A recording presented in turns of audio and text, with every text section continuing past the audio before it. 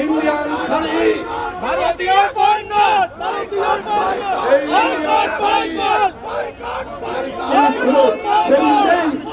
এই ইন্ডিয়ান শাড়ি সেই নিজেই এই শাড়ি দিয়েছে।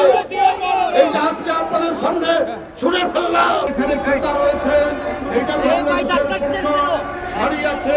যারা আমাদের স্বাধীনতাকে শ্রদ্ধা করে না, যারা আগরতলায় বাংলাদেশের পতাকাকে নেমে ছিঁড়ে দেয়, আমরা তাদের দেশের পণ্য বর্জন করব।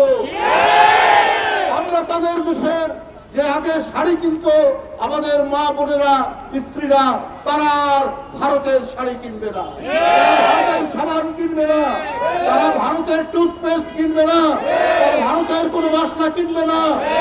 আমার দেশ, আমরা স্বনির্ভর। আমার এখানে পেঁয়াজ হয়, ভারতের পেঁয়াজের চাইতে আমাদের পেঁয়াজের ঝাঁঝ অনেক বেশি। ভারতের মরিচের চাইতে আমাদের মরিচের ঝাল অনেক বেশি।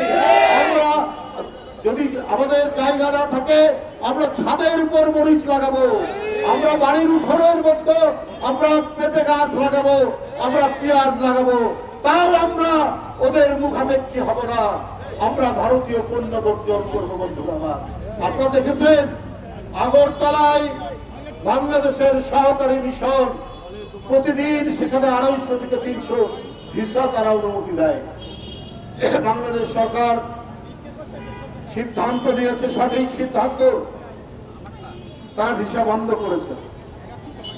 সেখানে কিছু উগ্রবাদী মানুষ জোরপূর্বক বাংলাদেশের যে সহকারী হাই কমিশন তার প্রধান ফটক ভেঙে ভিতরে ঢুকে আমাদের কর্মচারীদেরকে আঘাত করেছে।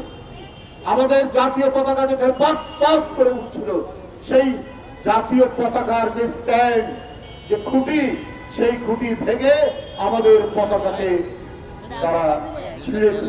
ভারতের অনেক সাংবাদিক, অনেক রাজনৈতিক নেতা যে আমাদের এখানে না আসলে আপনাদের চিকিৎসা হয় না। আরে আপনারা কি বিনা পয়সায় চিকিৎসা দেন?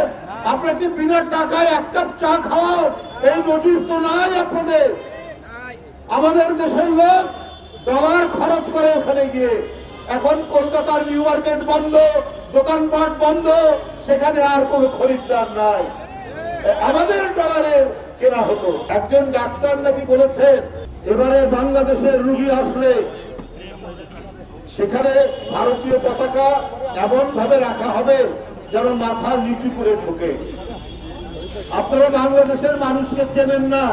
ওই পশ্চিমা পাকিস্তানি পাঞ্জাবিরাও কিন্তু এই দেশের মানুষের লুঙ্গি পরা মানুষ হাতে স্ট্যান্ডার নিয়ে নদী সাঁতরে ওই পাকিস্তানিদের পরাভূত করেছে।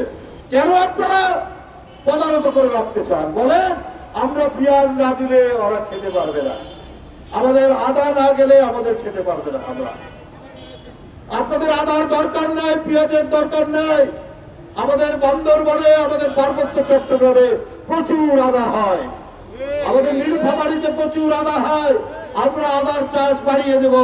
আমরা টাঙ্গাইলের শাড়ি পরবো, আমরা রাজশাহী শিল্প করবো, আমরা কুমিল্লার খদ্দর করবো, আমরা ইয়ে করবো। আমার এই ইন্ডিয়ান শাড়ি, ভারতীয় বয়কট, ভারতীয়